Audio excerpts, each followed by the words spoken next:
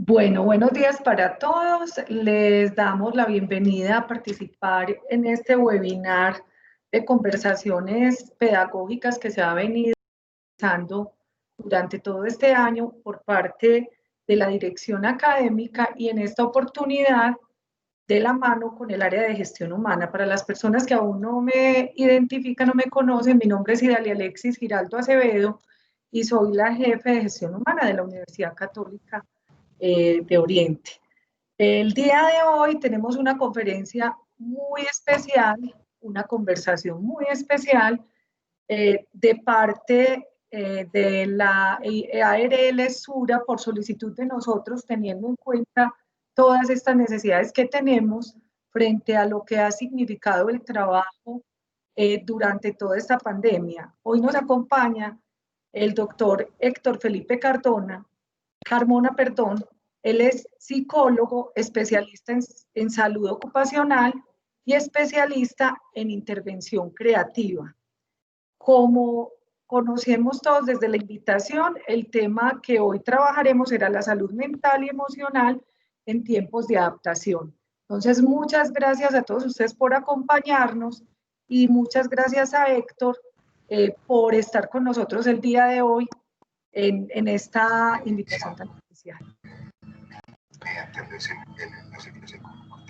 Bueno, muy buenos días, Dalia, y a toda la comunidad educativa de la Universidad Católica de Oriente. Un saludo muy especial de parte pues, de ARL Sura, pero también de parte mío. Este es un espacio que lo veníamos craneando hace un buen tiempo y que por fin logramos aterrizarlo. Entonces, bienvenidos a este espacio. Tratemos, pues, trataremos de que sea muy agradable y útil para cada uno de ustedes desde su rol en la institución educativa. Entonces, sin más, démosle como un preámbulo al hecho de que estemos hablando de este tema en un momento como el actual. En estos momentos, por supuesto, hemos escuchado hablar cómo la salud mental, y lo hemos visto desde el mes de marzo que comenzó como toda la situación alrededor de la contingencia, cómo la salud mental se convierte en un determinante. Pero también hay que ver no solamente el lado negativo, como nos lo han mostrado de pronto en ciertos espacios. Uno escucha las noticias y dicen, bueno, es que la pandemia que viene es de salud mental o las dificultades que se están afrontando es de salud mental. De hecho, los ejercicios académicos que se han hecho, por ejemplo, una encuesta de Profamilia que se hizo en el mes de mayo y hace poco una encuesta que se realizó de parte del DANE sobre la salud mental, preguntaba mucho sobre los efectos. Y como todos bien sabemos, la salud mental en muchos casos pues es muy referenciada desde la parte negativa o desde el efecto. De hecho, en el argot popular, la salud mental, cuando alguien dice que tiene un asunto de salud mental, casi siempre nos vamos a pensar que tiene un trastorno, que tiene que medicarse, que va para el sanatorio o la clínica de reposo, o que es que si va por donde el psicólogo o donde el psiquiatra, entonces ya el tema está muy grave. Sí, o sea, la salud mental casi siempre la estamos abordando más desde lo que no es o desde la ausencia de ella que de lo que sería realmente la salud mental. ¿Sí? De hecho, aquí no traje una definición que estamos trabajando ahora, pero se las quiero compartir desde ya, y es que la salud mental para nosotros desde Sura es el equilibrio. Sí, es el equilibrio, y el equilibrio no se da de un día para otro, ni se define un lunes para cumplirlo toda la semana. El equilibrio es una búsqueda constante entre el disfrute de la vida, ¿cierto? Y miren qué bonito eso, o sea que la habilidad, la salud mental me permite disfrutar la vida, pero también me permite enfrentar los desafíos que se presentan a cada momento. Y por supuesto esto que estamos viviendo o que vamos pasando, pero todavía no hemos pasado, es un desafío para todos, un desafío a nivel personal, un desafío a nivel familiar, un desafío también desde lo laboral, un desafío desde lo social, ¿sí? O sea, es un desafío para la humanidad, no es un desafío únicamente para Felipe que está trabajando desde casa o un desafío para Sutanito que trabaja la mitad desde casa, la mitad desde la universidad o un desafío para el señor de la tienda. Por supuesto, les está tocando muy duro a ciertos sectores económicos, pero estamos compartiendo que entre los humanos, para la humanidad, este es un momento histórico donde estamos enfrentando un desafío, ¿sí? Por eso hablamos de tiempos de cambio y adaptación. Para continuar y hacerlos más partícipes de esta conversación, quiero proponerles lo siguiente, y es que en el chat de esta reunión yo les voy a colocar un enlace. Les voy a pedir por favor que a ese enlace ingresen desde sus computadores o desde donde les quede fácil, si están desde el celular o desde el computador, ya el enlace está ahí y respondan por favor, respondamos por favor la pregunta que aparece a continuación, ¿sí? Yo lo que voy a hacer es que me voy a ir a esta aplicación donde me va a ir mostrando la cantidad de las respuestas. Les voy a pedir por favor que no respondan muchas palabras, solo 2 o 3 palabras por persona para que el ejercicio tome como relevancia. Entonces, la pregunta es, ¿qué he aprendido de mí en estas circunstancias? ¿Sí? ¿Qué estoy aprendiendo? ¿Qué he aprendido? ¿Y qué creo que voy a seguir aprendiendo? Muy bien, aquí ya nos están contando el valor de la familia, adaptación y flexibilidad. Gracias. Y a medida que las personas vayan participando, que por supuesto ustedes han hecho uso de estas herramientas interactivas, van a ir apareciendo también las palabras que más se repiten o que más valor toman para el público, para el colectivo, se van poniendo un poco más grandes. Yo voy a ir aquí actualizando, van 9 respuestas, muchísimas gracias. Y vamos a ir viendo en vivo esto cómo se mueve. No sé cuántas personas tengamos hasta este momento, si me pueden ayudar las personas que están en el back, nos pueden decir cuántos van conectados. 38. Perfecto, muchas gracias, Jorge. 38 y van 15 respuestas. Listo, esperemos un poquitico más.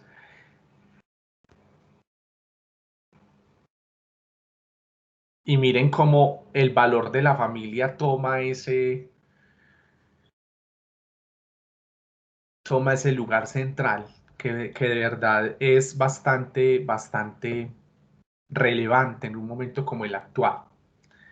Bueno, le pedimos por favor a los que no lo han hecho, porfa, que lo hagan, que ingresen. La pregunta es anónima, no va a aparecer quién dijo qué, ¿cierto? Eso es muy importante. Bueno, vamos a darle a que actualizar a ver qué más nos muestra y hacemos la reflexión pertinente. Bueno, miren cómo el valor de la familia, van 18 participantes y alguno más pues que está faltando, ahí va a ir apareciendo su participación. El valor de la familia toma un papel central en un momento como el que estamos viviendo. De hecho, se vuelve un factor protector para nuestra salud mental y para nuestras emociones.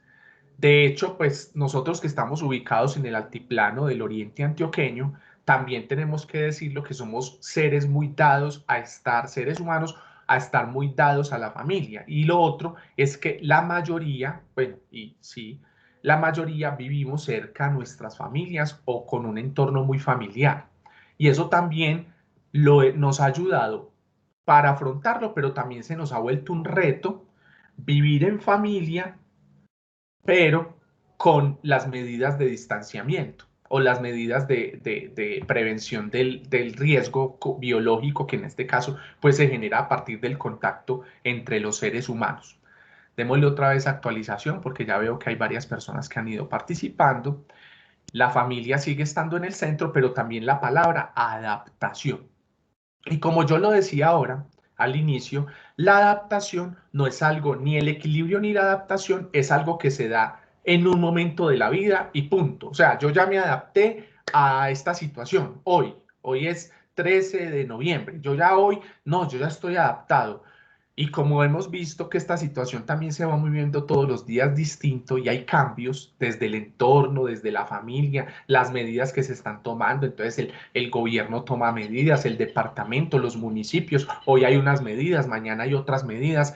Entonces, la adaptación es algo que se nos pide que sea de manera constante, ¿sí? Y hemos visto también como la capacidad también de adaptarnos. Yo no sé si ustedes recuerdan al inicio de todo esto, el manejo de la mascarilla, ¿sí? Como para muchos incluso era, no, eso sí es obligatorio, pues entonces yo lo uso, si no es obligatorio no. Al principio algunos decían, pero es que hay estudios que dicen que no, hay estudios que dicen que sí, y al final dijeron, bueno, la mascarilla es obligatoria, de hecho el gobierno tuvo que ponerse muy firme con el tema.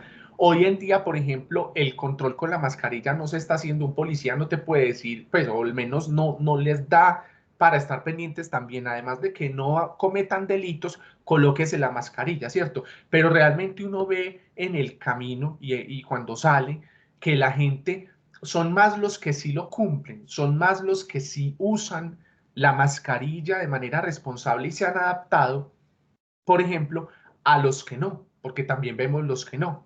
Miren cómo el valorar el tiempo, y yo creo que valorar el tiempo no tendría que ser el valorar el tiempo pasado, sino valorar el tiempo presente, ¿cierto? El tiempo que estamos teniendo. Como ahora, incluso a los que todavía están en trabajo remoto o quienes lo tuvieron, cómo el tiempo también tomó otro sentido mientras estábamos en trabajo remoto de manera plena.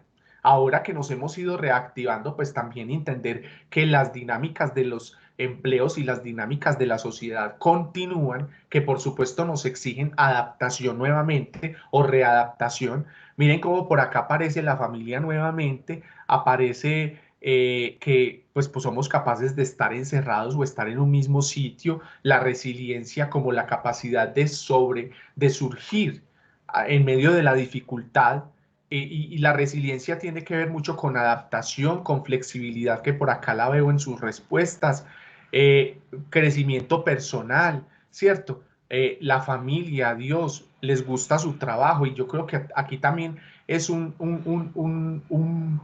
momento también para reconocer el trabajo que ustedes hacen, porque ustedes trabajan en el sector educativo, y trabajar en educación, por supuesto, no es solamente una profesión, es una vocación, es algo que nace del ser, ¿cierto? Y porque en las vocaciones, a las personas que dicen, venga, ¿cómo se diferencia una vocación de una profesión? Quien cumple una profesión está pegado solamente de si cumple o no cumple el horario, del tiempo, de hasta aquí llego yo. A los docentes y a quienes trabajan en educación, trabajamos en educación, porque yo también lo hago, nos tiene que nacer a veces dar el poquito de más, sin significar eso, que por supuesto pues todo tiempo sea tiempo de más, pero sí a veces no se nos, no, incluso eso no es tan importante para muchos cuando lo hacemos por vocación. Por vocación a ti te preocupa el otro, te preocupa cómo está, te preocupa colaborar, te importas tú, obviamente, te preocupas por ti, pero te preocupas también por el otro, cómo está. Entonces, este momento me parece supremamente vital. Yo con mucho gusto, pues, ahorita le tomo una fotografía a esto y se lo mando también a Idalia para que lo conservemos. Les ofrezco disculpas si se escuchan ruidos del exterior y del interior. Como saben, yo estoy todavía en trabajo desde casa y pues son ruidos domésticos que no vamos a dejar de escuchar, ¿cierto? Y que por supuesto la familia no va a perder el ritmo que lleva, ni los oficios van a desaparecer cuando estamos en familia, los ruidos de la calle sí que menos, van a desaparecer, entonces ahí sí nos toca a todos adaptarnos como ustedes lo dicen acá. Voy a retornar nuevamente a la presentación porque y ahora sí la voy a poner un poco más grande para que todos la veamos. La reflexión inicial pues tenía que ver con qué estamos aprendiendo en estas circunstancias, y por supuesto esta pregunta, ya no les voy a mostrar las respuestas, pero sí la pregunta, porque me lleva a pensar una pregunta que le hacían a Rodolfo Ginás, un neurocientífico colombiano que trabaja para la NASA al inicio de toda esta contingencia. A él le preguntaron en un momento, le dijeron, oiga doctor, ¿usted qué piensa de esta situación? ¿Le preocupa o no le preocupa este tema de la pandemia? Y él de manera muy sabia, él es un estudioso del cerebro y de los procesos de aprendizaje, él decía, a mí me preocupa mucho, pues sí, que es una pandemia y que a todos nos toma desprevenidos porque esto no estaba planeado, no estaba programado ni nada de eso. Me preocupa muchísimo cómo lo vamos a manejar, cómo nos estamos adaptando, pero sé que es menos letal que un virus, perdón, es menos letal un virus que una epidemia por una bacteria, ¿cierto? Entonces va a haber menos mortalidad, aunque la va a haber. A mí que me preocupa, siguió respondiendo él, me preocupa la capacidad de adaptación, pero más que eso me preocupa la capacidad de aprendizaje nuestro frente a esta situación. ¿Y él a qué se refería? Él lo dijo, que después de que pase todo esto, ¿cómo lo vamos a recordar? Esa era la pregunta de él. ¿Cómo vamos a recordar este momento o este momento de la humanidad? ¿Cómo lo vamos a tener en nuestra memoria? Y no solo como anécdota, porque también muchos podremos decir, ah, sí, yo aprendí a ser más colaborativo, yo aprendí a trabajar más por mí mismo. Hay alguien con el micrófono encendido y de pronto tiene el celular, se escucha por allá una alarma. Gracias. Por favor, estemos pendientes de eso porque como tengo audífonos, entonces se escucha súper duro. Eh, y les decía que hemos hecho muchos cambios, hemos vivido adaptaciones, pero ahora que entendemos que la humanidad también está pasando y nos va a tocar aprender a vivir con el COVID, esto es una realidad, ahorita les digo por qué.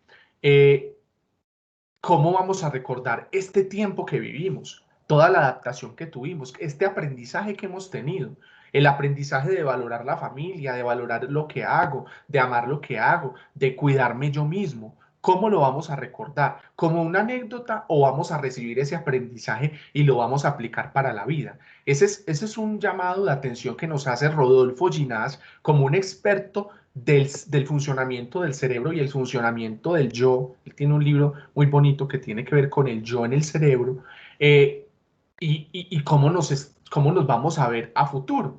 Entonces, para eso, bueno, y contarles por qué digo que nos va a tocar aprender a vivir con esto. Y nos tocó. En estos días escuchaba a Humberto Maturana, también un coach ontológico, él habla mucho de la biología cultural, y él decía, la preocupación de nosotros está muy enfocada a cuándo será que pasa esto, ¿cierto? O a cómo será el diciembre después de esto, o cuándo será que termina, o incluso muchos ya se atreven a hablar de pospandemia, ¿sí? Todavía no estamos en pospandemia, estamos en pandemia. Que hayamos tenido que retornar a nuestras actividades porque la educación, porque la economía, porque la sociedad no puede parar, no significa que no haya un riesgo y por eso están los protocolos de bioseguridad, porque hay personas vulnerables y hay personas susceptibles de infectarse, ¿sí? Pero muy seguramente vamos a tener que aprender a vivir con el COVID, ¿sí? Entonces no es pensar en la vida después del COVID o el mundo después del COVID, sino el mundo con COVID, ¿sí? Pensar en el mundo con COVID y qué vamos a hacer para vivir con el COVID, así como vivimos con la influenza, como vivimos con ciertos virus más letales, como el VIH, ¿cierto? O virus como el cólera o como la fiebre amarilla que van apareciendo y desapareciendo a lo largo de los tiempos y de acuerdo al tema estacionario. Y tendremos que aprender a vivir y de ello también me quiero aferrar algo que decía Matthias Horks, un escritor alemán muy poderoso, muy profundo, y les quiero compartir incluso este texto de él. Matthias Horks dice algo bien interesante, dice, hacer frente significa hacer frente. Y eso puede sonar muy obvio, pero miremosle la profundidad a hacer frente. Neurobiológicamente, el miedo a la adrenalina es reemplazado por dopamina, ¿sí? Es decir, que nosotros neurobiológicamente le hacemos frente a la adrenalina generando mayor dopamina, mayores niveles de dopamina, un tipo de medicamento endógeno que nace de nosotros mismos para el futuro. Mientras que la adrenalina nos lleva a huir o luchar, que no es realmente productivo en la silla del odontólogo ni en la lucha contra este virus, la dopamina abre nuevas sinapsis cerebrales, es decir, la dopamina permite pensar distinto, permite abrirnos al futuro, dejar de ser tan pesimistas, ¿cierto? Estamos entusiasmados con lo que está por venir cuando hay altos niveles de dopamina en el cerebro o en el cuerpo. Curiosos, previsores. Cuando tenemos un nivel saludable de dopamina, hacemos planes, tenemos visiones que nos llevan a la acción prospectiva, es decir, a pensar en el futuro, a creer que esto va a pasar, que muy seguramente el momento de la pandemia y el momento del encierro, el momento del distanciamiento va a pasar. Pero ¿qué va a pasar más allá de esto? Esto es lo que nos tiene que generar también ilusión, no solo desilusión. Mucha gente que está diciendo, no, es que yo no me imagino un mundo normal. ¿No? ¿Y qué era normal? ¿Será que es que lo que vivíamos antes era normal? Era una manera de vivir. Y en este momento también tenemos un presente distinto. Muy seguramente vamos a tener una Navidad distinta, donde vamos a tener que valorar mucho la presencia de la familia. Y a futuro vamos a tener un mundo que pasó por esta situación, ojalá con mayores niveles de conciencia. ¿Qué nos da sentido en la visión del ser humano y de la salud mental? Porque cuando usted, muy seguramente cuando se conectaron y creyeron que íbamos a hablar de salud mental, pensamos en, este va a hablar solamente de el cerebro o de enfermedades, ¿cierto? Que a veces somos muy dados a que cuando hablamos de salud mental nos vamos a pensar en la salud mental está en la cabeza. No, la salud mental está en todo el cuerpo, es bienestar. Por eso la visión integral del ser es muy importante. Esta visión la compartimos muchos, incluso en la universidad ustedes tienen un docente que está muy conectado con esta mirada. Olvido el nombre, pero él es un humanista muy reconocido a nivel nacional. Y esta visión es la visión del ser humano como un ser bio, psico, socio, trascendente. ¿Y qué significa eso? Que hay que detenernos a pensar en eso, esa palabra tan larga y tan extraña.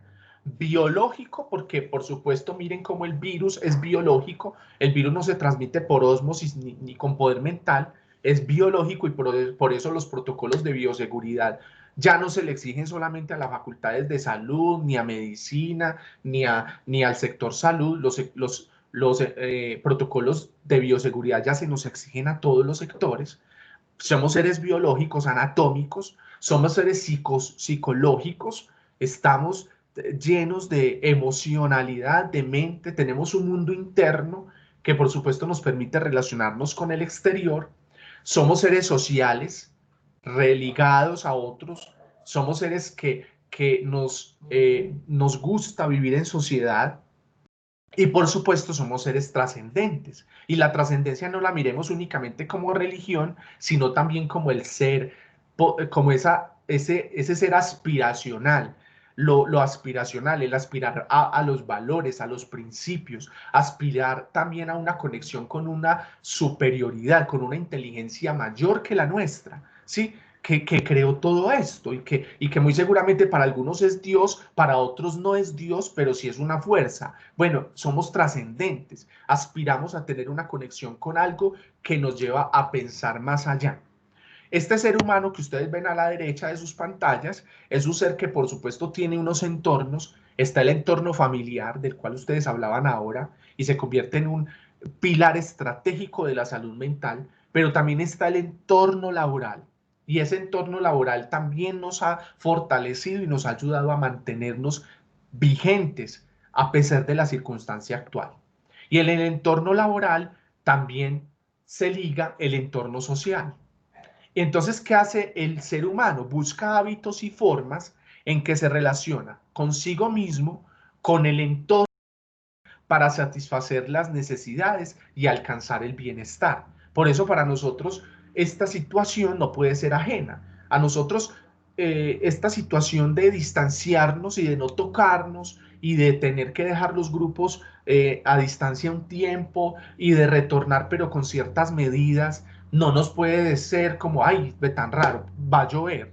No, eso no es como tan fácil como saber esto. Esto nos tiene que traspasar la piel y traspasarnos los huesos y traspasarnos la emocionalidad, porque por eso nos moviliza tanto y nos preocupa y nos dice, venga, y desde lo pedagógico esto como si sigue siendo vigente y la enseñanza y la educación sigue siendo vigente, pero también desde lo personal y desde lo emocional, como si lo hacemos posible, como esta pantalla a mí no me aleja de ustedes, me acerca y entiendo que todos estamos en 1000 ocupaciones, pero si usted se está regalando este momento, yo confío en que esté conectado con este presente y abrazarlo. Entonces, esa dimensionalidad del ser humano, aquí nos podríamos quedar, por supuesto, toda la mañana hablando del ser humano y cómo se relaciona en esos contextos, cómo el entorno familiar se está haciendo también, es necesario buscar equilibrio entre ese entorno familiar y el trabajo, y hoy en día sí que se hace vigente eso, para nosotros desde la docencia, pero también para muchos otros están desde en el trabajo, desde casa, y también cómo lo equilibran, cómo distribuyen su tiempo entre la familia y no negocian, porque es que no es una negociación, sino no es ceder perdón, sino que es una negociación. Es normal, por supuesto, sentirnos movilizados por este tipo de situaciones, y creo que me detuve mucho en esta parte introductoria, pero pues para mí creo que es la parte donde uno conecta esto con salud mental y salud emocional. Es normal sentirnos movilizados, es normal sentir miedo, sentir angustia, sentir temor a salir, sentir ansiedad ante lo que está pasando y lo que está por venir. Es normal. O sea, y esto lo compartimos como humanidad. Esto no es que al del frente no le pasa, con seguridad sí le pasa, solo que a uno le funciona solucionarlo con unos hábitos, con unos patrones, y a otros nos funciona solucionarlo con otros, y otros nos quedamos pendientes de solucionarlo también.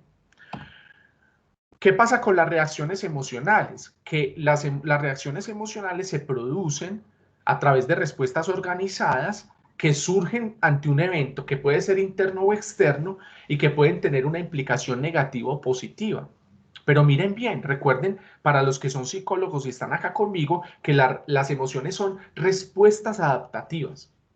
Son respuestas adaptativas. Por eso cuando yo tengo tristeza y le digo cuando yo tengo tristeza y me dicen no llore, que eso es malo, venga, llorar a veces es necesario, ¿cierto? Y lo puedo hacer en un entorno donde me sienta seguro, porque me ayuda también a regular y a entender lo que para mi psiquismo es difícil de asumir, y no lo voy a asumir de una manera, como decimos vulgarmente, de ochas a primeras.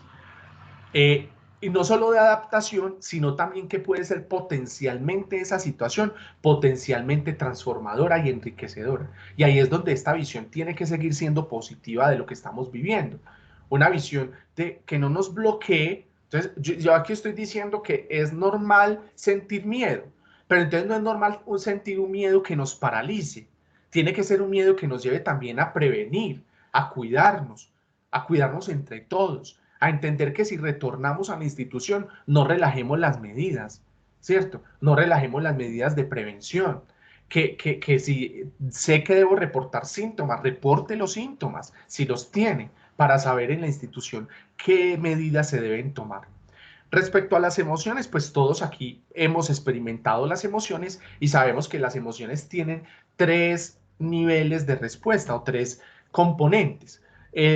Desde lo fisiológico sentimos como la ira, el miedo, la tristeza se sienten en el cuerpo, ¿cierto? Y nos traspasan los huesos y la piel, y eso es natural que lo vivamos. Vuelvo y digo, el que no haya sentido que se movilizó durante este tiempo es de caucho, pues. O sea, tiene que ser que esta situación no lo movió desde cualquier esfera, no solo desde la familia, desde la novia, la pareja, desde la vida social que llevaba, porque se mantenía rumbeando y pasando bueno con un montón de gente. Bueno, pero desde lo fisiológico también nos está movilizando el cuerpo, las sensaciones corporales que estamos teniendo, cómo el cuerpo se ha ido también adaptando a esta situación. Incluso personas que dicen, es normal sentir ansiedad. La ansiedad, hay ciertos estados de ansiedad que son naturales en la vida. Les pongo un ejemplo, la ansiedad ante la prueba. Es que me hicieron la prueba ayer, tengo cierto tipo de ansiedad, cierto nivel de ansiedad, si se puede llamar así, que me lleva también a estar en mucha incertidumbre de si lo tengo o no lo tengo, ¿cierto? Desde lo cognitivo, la emoción también nos genera ciertas comportamientos, no, ciertos niveles de conciencia donde la cognición no se puede dar, a veces no se puede dar de manera completa, por eso a veces las emociones dificultan mucho, si es un momento muy intenso de manera emocional, dificultan que yo pueda tomar decisiones o que las decisiones que tome sean acertadas porque no veo todo el panorama, sino que me quedo únicamente con la parte que estoy focalizado. Entonces, por eso la frase de las mamás tan sabia, y es que en tiempos de crisis es sabio no tomar decisiones, porque la crisis o estas situaciones que nos vuelven tan críticos solamente nos dejan ver una parte y pensar en una parte de la situación.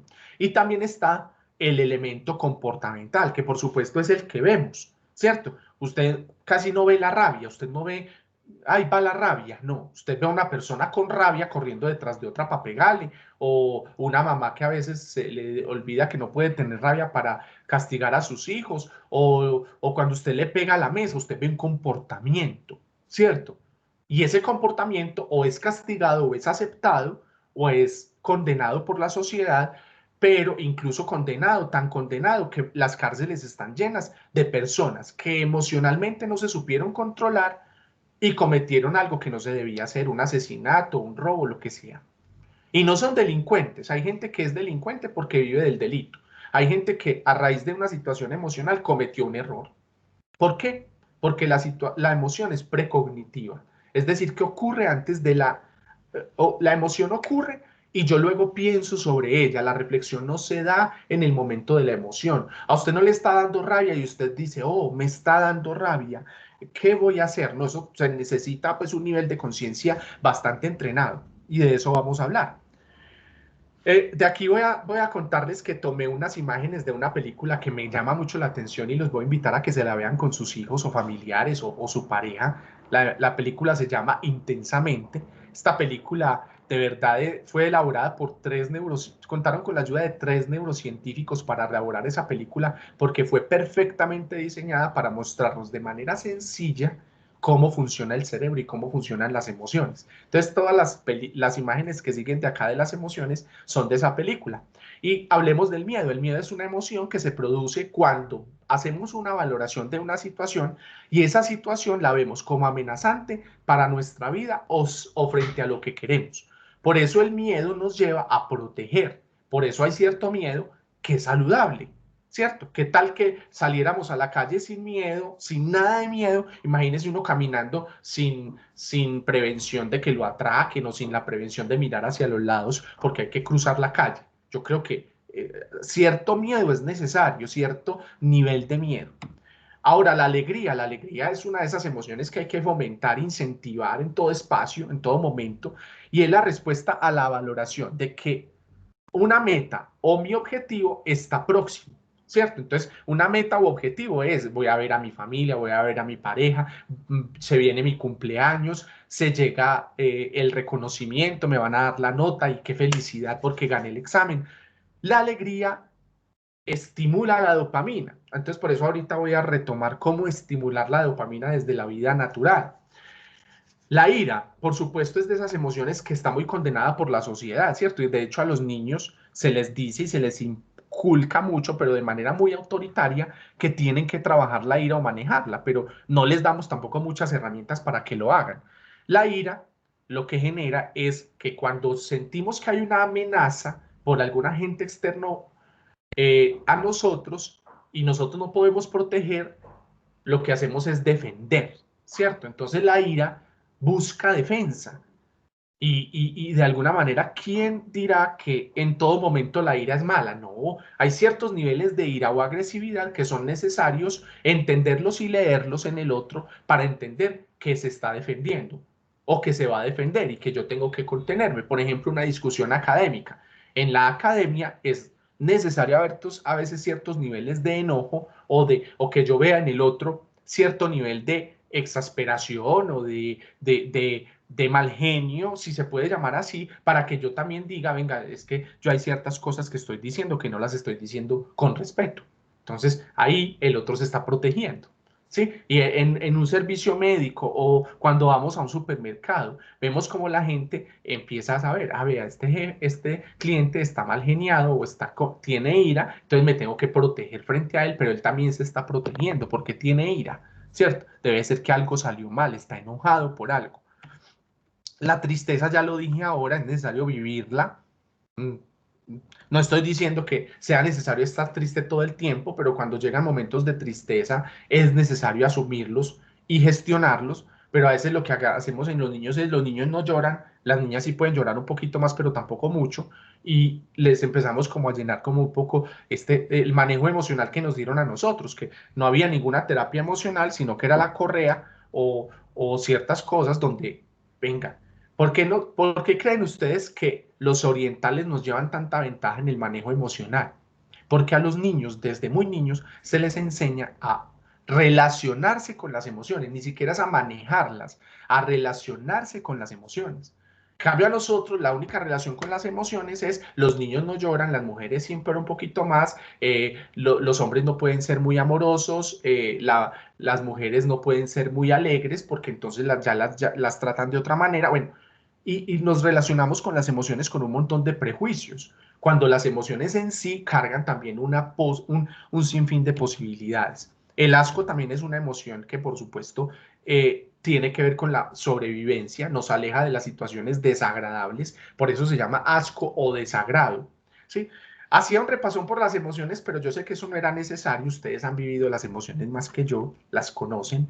Con ustedes sí es bueno hablar de esto, que es la inteligencia emocional.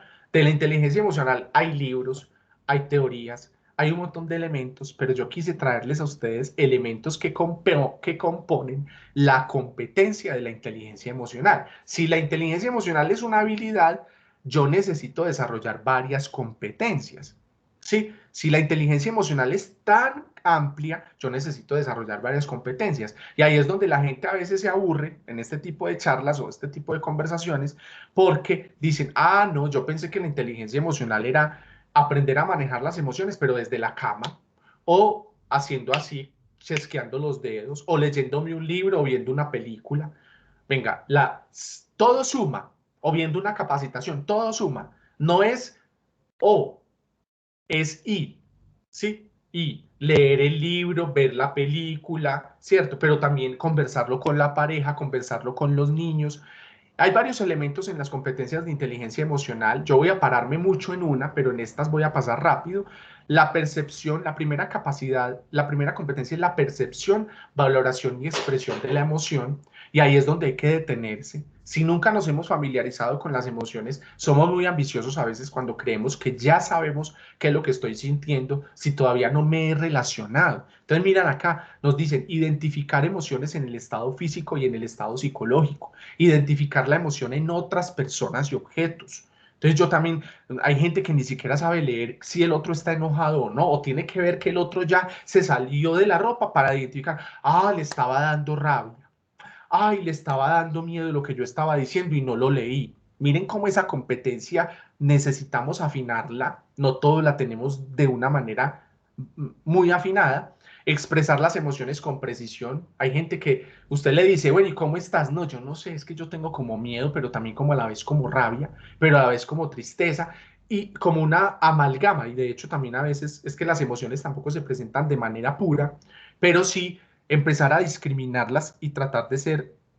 muy precisos, porque a veces también esta capacidad o esta competencia primera nos ayuda a entender cuando hay una emoción que es honesta y cuando hay una que es deshonesta. ¿Y eso qué significa? Cuando a veces hay manipulación de parte del otro, pero también de parte mía, o de parte del yo que vive conmigo hace tanto tiempo, ¿cierto? Entonces, esta primera competencia, percibir, valorar y expresar la emoción. Entonces, imagínense cuando la gente a veces ni siquiera valora, sino que dice, no, yo cuando tengo rabia tiro todo, ¿cierto? No, yo cuando tengo miedo, yo huyo, yo me escondo. Pero, a ver, percibir, valorar y expresar como una primera competencia necesaria de reflexionar sobre las emociones. Hay una segunda competencia que es usar la emoción para facilitar el pensamiento.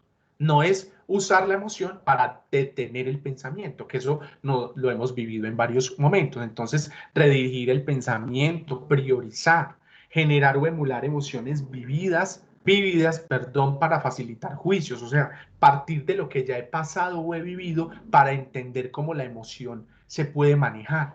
Usar estados emocionales y facilitar para resolver problemas con creatividad. A veces es necesario cierto nivel de intensidad y la intensidad se la ponen las emociones para la resolución de los problemas. Hay otra emoción, otra competencia, perdón, que es la comprensión y el análisis emocional.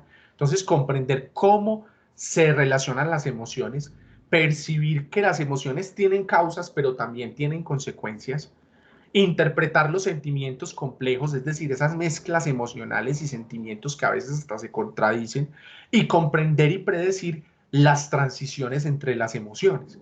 Es decir, cuando alguien está muy alegre, esto de la transición emocional, me gusta mucho poner el ejemplo de los vendedores. Hay vendedores que son muy buenos, pero ellos son tan buenos que han desarrollado una competencia y es leer cómo el otro puede pasar estamos charlando y ustedes ven que un vendedor es muy charlado, muy conversador, pero ellos saben leer cuando el cliente está charlando tan bueno, pero está tan delgadita la línea entre que está charlando tan bueno y enojarse y perder la venta, que le dan en el momento que es y dicen, bueno, yo, mejor dicho, se lo dejo pues en eso para que no se vaya bravo, ¿cierto? Y esa habilidad la manejan mucho algunos vendedores, pues no todos, pero sí la manejan mucho ellos y de hecho es eso, la transición entre las emociones o cómo yo lo leo en mí, cómo yo sé que estamos muy contentos acá, pero yo estoy empezando a sentir como cierto nivel, un dolor en la boca del estómago, un movimiento de pie que yo no lo tenía ahora, estoy sintiendo como que estoy empuñando las manos o veo que el otro lo está haciendo y digo, ojo, porque o estoy angustiando o me estoy poniendo agresivo y va a pasar algo, ¿cierto? Y lo empiezo a leer en mí o en el otro. Y viene la competencia de la regulación emocional, que por supuesto es en la que me voy a detener un poco más, y es esa capacidad que yo tengo, que yo puedo crear, no tengo, porque la tengo que entrenar, ¿cierto? Esto no es como cuando uno aprende a algo por tutorial, ¿cierto? Yo no sé quién de ustedes ha aprendido algo a través de un tutorial, como por supuesto a cocinar, de pronto a ciertas cosas, pero cuéntenme quién aprendió a montar en bicicleta a través de un tutorial o aprendió a nadar a través de un tutorial o de consejos o, o leyéndose un libro con un manualcito. Aprendió a montar bicicleta leyéndose un manualcito o aprendió a nadar leyéndose un manualcito. Yo creo que aquí ninguno. Aprendimos cómo, entrenándonos. Por eso la relación con las emociones no es algo que tengo que hacerlo solo con el psicólogo o solo con el docente o solo con... No, esto es conmigo mismo y con mi grupo familiar y entender, a ver, qué es lo que está pasando. Porque aquí hay algo, el tercer punto de acá es el que más resalto y es, yo debo definir en algún momento cuando sé regular las emociones, si quiero participar, prolongar el estado emocional o separar de esa emoción para no cometer un error o no agredir a otros, ¿sí? Y ahí es donde cobra relevancia la regulación emocional. Aquí una definición más amplia de lo que es la regulación emocional es ser consciente de las emociones y la capacidad de aceptarlas como positivas, de tener la amplitud de entender la experiencia emocional y distinguir entre sentir la emoción, que solo sentir la emoción es, uy, yo me estoy sintiendo como ofuscado, como algeniado, ¿qué es lo que me está generando esto? Y yo ya ahí, a partir de ahí, comienzo a definir si la expreso, que es el segundo concepto que aparece ahí, si la expreso para que el otro se dé cuenta y definitivamente cambie la hoja, cambie de tema o nos vamos porque estoy disgustado, o actuemos, perdón, o actuar. Necesariamente voy a actuar y yo voy a decirles, un momento, yo no estoy de acuerdo con esto, yo sí estoy de acuerdo con esto, o pensemos en otras emociones y todas aplican, ¿cierto? La ira, el miedo, la tristeza, la alegría, el asco, todas aplican en sentirla, expresarla o actuarla, y ese sería el producto de la regulación emocional. Algunas técnicas de regulación emocional. Yo puedo cortar la presentación en cualquier momento, así que me pueden decir, porque yo me emociono, pero yo no quiero parar la presentación sin contarle a ustedes de estas dos técnicas de regulación emocional, porque sí me parece interesante que ustedes las aprendan y que las puedan replicar con sus familias. La primera técnica de regulación emocional es muy sencilla y de hecho hay aplicaciones que nos ayudan. Sura sacó por allá en Spotify una lista de reproducción que se llama Música para Sentir. Para el que tenga Spotify, búsquela porque nos ayudan a controlar algo que nos acompaña durante toda la vida y es la ventilación. Y la ventilación no es esto, la ventilación es la respiración. Entonces, respirar mejor para regular las emociones. Entonces, yo le voy a pedir a ustedes que están allá en sus casas con seguridad, con ganas de almuerzo, pero todavía no los voy a dejar almorzar, y es, séntense derechos, por favor, sentémonos derechos y coloquemos los dos pies sobre el piso y vamos a colocar las dos manos sobre los muslos. Vamos a colocar la mirada, por favor, sobre al frente. Ojalá desenfocada, no en un punto fijo, sino desenfocada, que es desenfocada sin mirar nada. Y vamos a seguir la respiración en 3 tiempos. Un tiempo para tomar aire, otro tiempo para sostenerlo, tratar de bajarlo un poco a la boca del estómago y un tiempo para soltarlo de manera lenta y pausada. Entonces vamos a retornar. El ejercicio es mirar al frente de manera desenfocada y a la cuenta de 3 vamos a tomar el aire. Entonces detenemos la respiración un momento y soltamos de manera suave. Entonces a la 1, a las 2 y a las 3. Sostenemos y botamos. Nuevamente, tomamos respiración, sostenemos y botamos.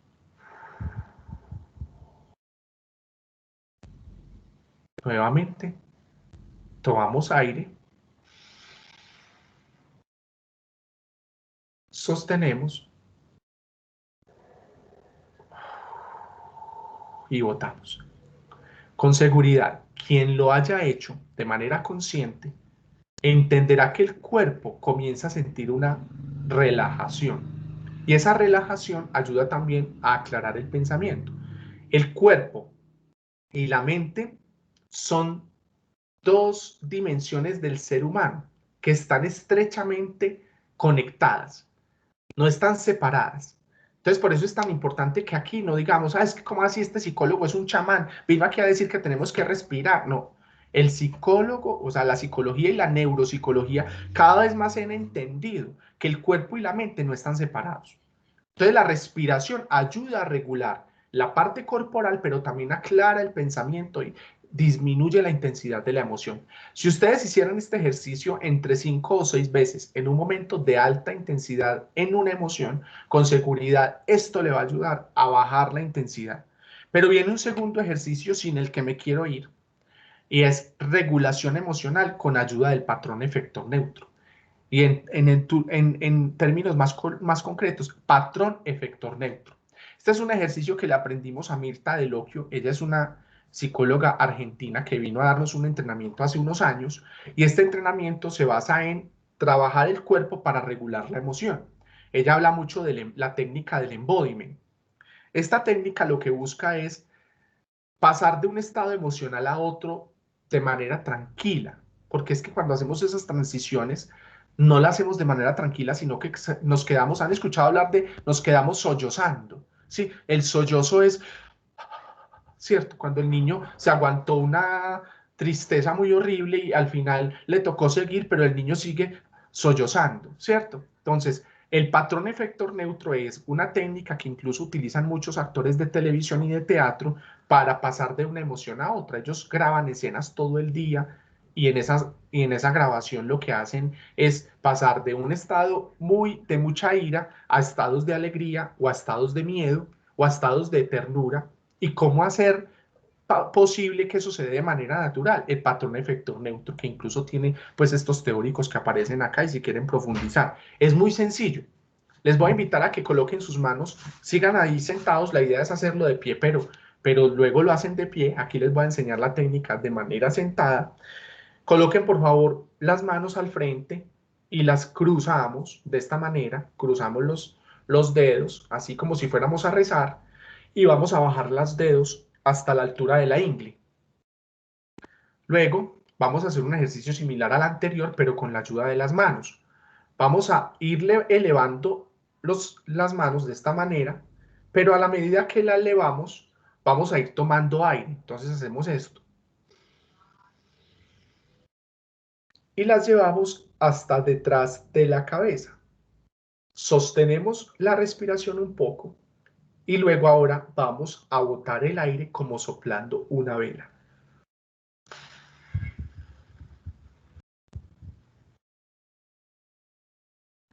Fuerte pero suave, por eso yo hago para que se sienta. Nuevamente, vamos a hacerlo elevando las manos y tomando aire.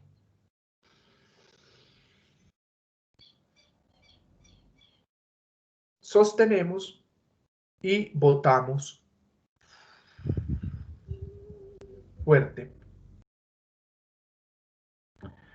Tercera vez, y la tercera, dicen que la tercera es la vencida. Listo. 1, 2 y 3.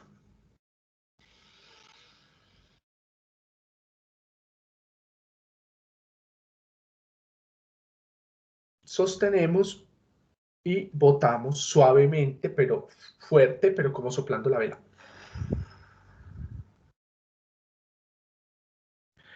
Como pueden ver, aquí el cuerpo se mueve más, ¿cierto? Al moverse más, porque le estoy abriendo incluso toda esta parte de la caja torácica, hay mayor estado de relajación. Entonces, estos dos ejercicios, ¿para qué sirven? Para aplicar lo que llamamos nosotros la disminuir la intensidad de un estado emocional. Entonces, por ejemplo, hay alguien en crisis en el salón o hay alguien en crisis en mi casa. Yo necesito, si la persona me lo permite, porque hay que pedirle permiso, aplicar una de estas dos técnicas, ¿cierto? Pero también una recomendación, porque ustedes se vuelven también en auxiliares en la parte psicológica en ese momento. Todos nos volvemos en eso. Ojo, ayudémosle al otro haciéndolo nosotros también. Entonces, ven, vamos a hacer un ejercicio de respiración. A la cuenta de 3, ¿cierto? Y lo hacemos con la persona. Lo mismo este patrón efecto neutro. Es necesario hacerlo con el otro. No es ponerlo a que lo haga. Vea, yo le voy a ir diciendo y usted va así, porque el otro necesita ver también que no se ve ridículo. Pues perdónenme que lo diga así, pero es que nosotros bueno, los latinos somos muy buenos para mover el cuerpo cuando bailamos, pero cuando se trata de sanar el cuerpo, sanar la mente y de trabajar la mente a través del cuerpo, pensamos que estamos haciendo el oso. Entonces la meditación, el yoga, todos los ejercicios relacionados con el cuerpo son muy descartados por eso. Ahora, también hay otros ejercicios que ayudarían a regular las emociones. Por ejemplo, uno de ellos es el mindfulness, que es mirar atentamente, lo que llamamos la atención plena. Esto se puede hacer a través de mirar por la ventana y detenerme a contemplar el paisaje, mirar cómo las hojas se mueven, o sea, y miren cómo ahora mucha gente se dedicó a cultivar el jardín, a tener una mejor relación con los hijos, una mejor relación con la pareja, una mejor relación con el entorno más inmediato que tiene, una mejor relación con las mascotas, ¿cierto?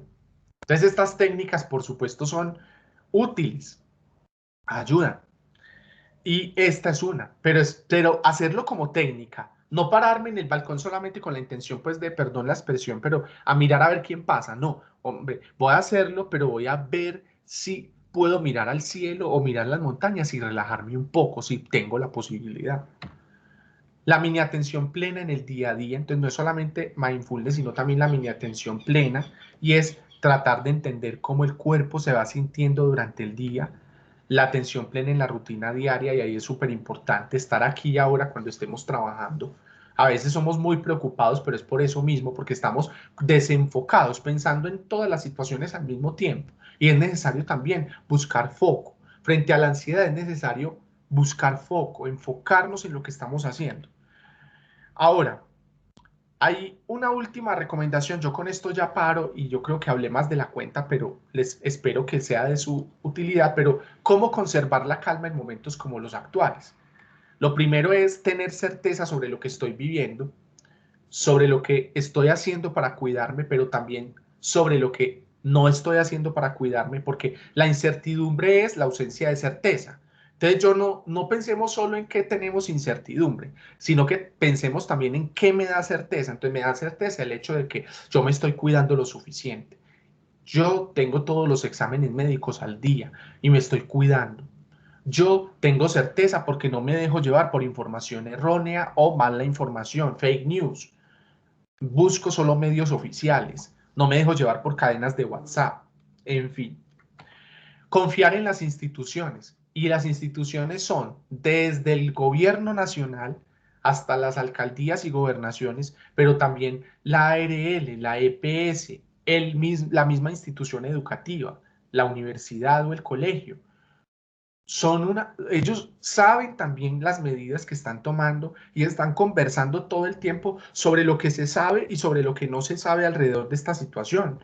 Y si las medidas ahora son retornar de manera en alternancia, pues también con la certeza de que estamos confiando, ir haciendo las cosas y ceder. Porque no es solamente quedarnos en la posición de yo ya no puedo o yo ya no me siento capaz, sino también en la posición de, acuérdense, abracemos este momento porque es el momento que tenemos. Y con seguridad ustedes son apasionados por lo que hacen, la educación. Limitar el contacto social físico, por supuesto que lo hemos hecho desde marzo, pero disfrutemos el encuentro con nosotros mismos y con la familia. Aquí hay un reto muy grande y es que nos lo puso el COVID y es a los que nos ha costado relacionarnos con nosotros mismos, no sabemos qué hacer con nosotros un fin de semana, no sabemos qué hacer con nosotros en silencio, no sabemos qué hacer con nosotros sin aguardiente o sin licor, no sabemos qué hacer con nosotros sin estar rumbeando o sin el montón de amigos físicamente. Nos puso a lidiar con nosotros y a decir, venga, relaciónese mejor con usted mismo, haga deporte, haga otras cosas. Y con la familia, por supuesto, distinto. Limite la consulta de noticias, muy importante, porque usted hoy en día encuentra mucha noticia falsa. Esta semana dijeron la vacuna va a estar lista, es probable, pero ya todo el mundo está diciendo que la vacuna ya está lista y que el gobierno dijo que es gratis, que ya no hay nada. Y eso es, ojo, porque estamos mal informando. Distanciémonos con propósito. Y ese distanciamiento con propósito es, ojo, pongámosle objetivo a todo lo que hacemos, aún en distancia. No lo dejemos de lado.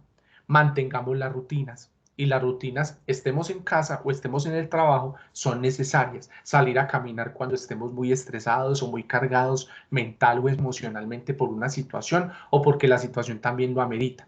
Yo voy a detener acá la presentación, Idalia, porque sé que también pues tenemos una hora, pero también quisiera saber si hay alguna pregunta en el público hasta dónde voy. La presentación, por supuesto, lleva un poquito más, pero por el tiempo quiero ser respetuoso con el espacio y preguntarle si de pronto hay una o dos preguntas por parte del público para, para conversar.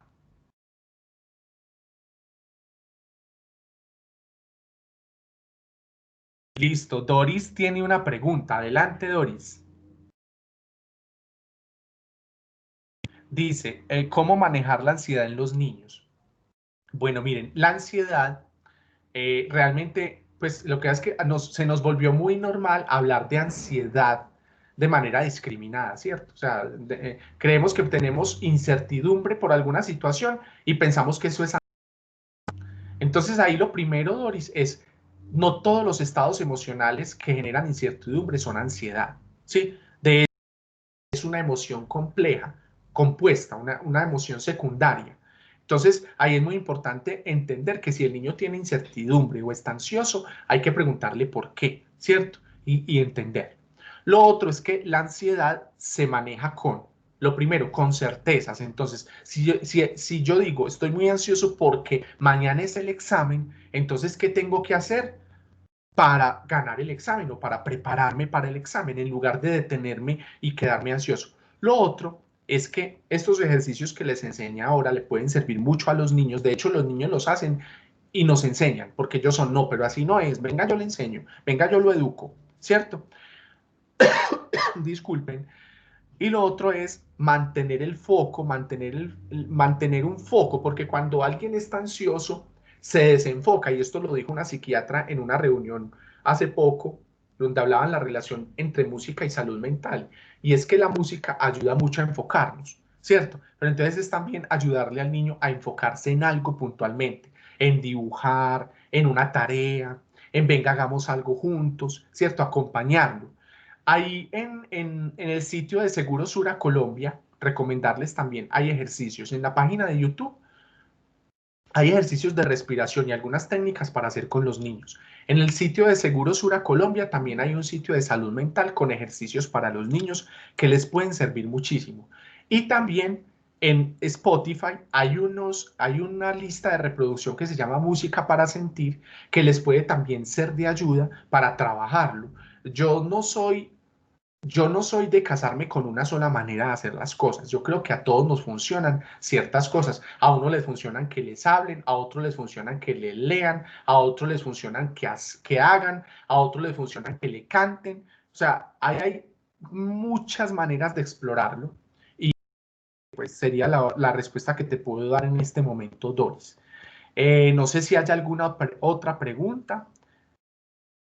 Con mucho gusto, Doris. ¿Alguna otra pregunta? O doña Idalia, pues como yo me pasé del tiempo y me disculpo, eh, si hay alguna otra pregunta o si ya para dejarlos almorzar.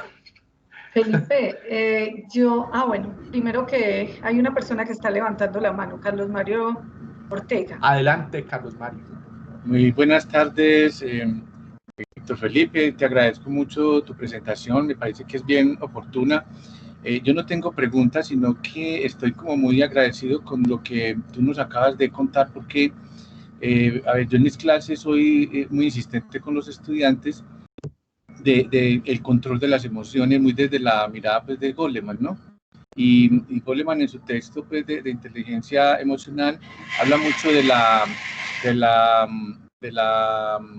¿cómo es que lo dice? De la educabilidad de la emoción.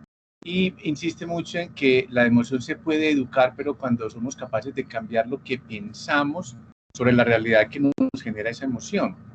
Y tú nos los confirmas ahora con esta presentación, y quedo muy contento por eso, porque uno puede estar de pronto cometiendo errores con los estudiantes y resulta que es supremamente importante tener en cuenta este asunto, porque la mayoría de los problemas, como dice Goleman, en lo humano social se deben precisamente a lo emocional. Entonces quería como agradecerte que me confirmas muchas de los asuntos que yo trabajo en mis clases, pues que yo soy profesor en la Facultad de Educación, y se lo digo mucho a los estudiantes como para poder alivianar un poco esas cargas que a veces se vienen en lo académico, en la exigencia académica. Entonces te quedo muy agradecido. No, Carlos Mario, gracias a ti, qué bueno ese aporte. Recomendadísimo Daniel Goleman, recomendadísimo un libro de Lisa Feldman Barrett que se llama La vida secreta del cerebro, para que también, es un libro gordito, para que no se vayan a asustar, pero es un libro muy interesante sobre el tema de las emociones. Ella es una neurocientífica americana, pero es muy actual. Felipe, sí, como decía el compañero, pues me pareció muy interesante toda la conversación, aporte elementos. Yo quiero anotar un tema que vos lo dijiste desde el principio, o sea, si bien uno va identificando, cuando uno aprende a identificar las emociones, empieza a identificar esos cambios reales en el comportamiento, es muy importante darnos cuenta cuando necesitamos ayuda y cuándo buscar esa ayuda. Entonces, la intervención la hago porque, bueno, desde gestión humana Súper. estamos dispuestos a acompañarlos y orientarlos dónde son esos lugares donde podemos buscar ayuda, no nos quedemos solos. Nosotros sé que nos cuesta identificar cuando, más que identificar, reconocer cuando tenemos dificultades en el tema de la salud mental, pero en la medida en que cada día la reconozcamos como parte de nuestra salud integral, y como lo decía, la salud mental no está en el cerebro, está en todo nuestro cuerpo. Cuando identificamos que el asunto se nos está saliendo de las manos, nos pueden buscar con todo el gusto, nosotros los orientamos, ya sea para la EPS, buscamos ayuda si sea por la universidad, y acompañamos todo ese proceso. No están solos, sabemos que a todos nos afecta el asunto en cualquier momento y que desde la universidad se hace un esfuerzo en el buen sentido de la palabra, con todo el gusto desde Gestión Humana para acompañarlos. Bueno. Muchas gracias, Idalia, súper bueno ese mensaje. Yo lo tenía más adelante, de verdad lo tenía, pero es que no me dio el tiempo, me alargué en la parte inicial, pero ahí me disculpo. No hay problema. Elkin, no sé si quiere agregar algo más. No, y Dalia, no, pues solo pues extender el agradecimiento principalmente a Héctor Felipe por este espacio, por compartir su experiencia, sus conocimientos, y pues por supuesto a ti, Dalia, también que nos serviste ahí de interlocutora y de apoyo para que Héctor estuviera también hoy con nosotros, personas que participaron del espacio. Doctor Felipe, realmente muy interesante. Yo me uno pues a la gratitud y a la importancia de lo que hoy nos has planteado. Yo creo que es muy importante porque en escenarios educativos como estos no basta que la gente tenga dominios disciplinares, sino que tenga integridad, que tenga bienestar, y eso es lo que hace posible también el ejercicio de la calidad educativa. Entonces, pues nada, reiterarle los agradecimientos y pues plantearle que muy seguramente lo vamos a volver a invitar para que terminemos lo que quedó empezado. Claro que sí, con mucho gusto, Elkin. Muchas gracias a todos. No, un placer estar con ustedes y bueno, no dejémoslos almorzar ya que... Así es, Héctor. Listo, ¿no? A ustedes, muchas gracias, a todos. Bienestar, cuídense mucho este fin de semana, con puente incluido. Y pues como ha sido costumbre en este espacio, nos vemos el próximo viernes 11 de la mañana. Chao. Muchas Hasta gracias, luego. hasta Chao. luego. Chao. Muchas gracias. Muchas gracias. Muchas gracias. Hasta luego. A quienes no han firmado la asistencia, les pido lo hagan en el enlace del chat de la herramienta. Encuentran el enlace para hacer el registro de la asistencia. Muchas gracias.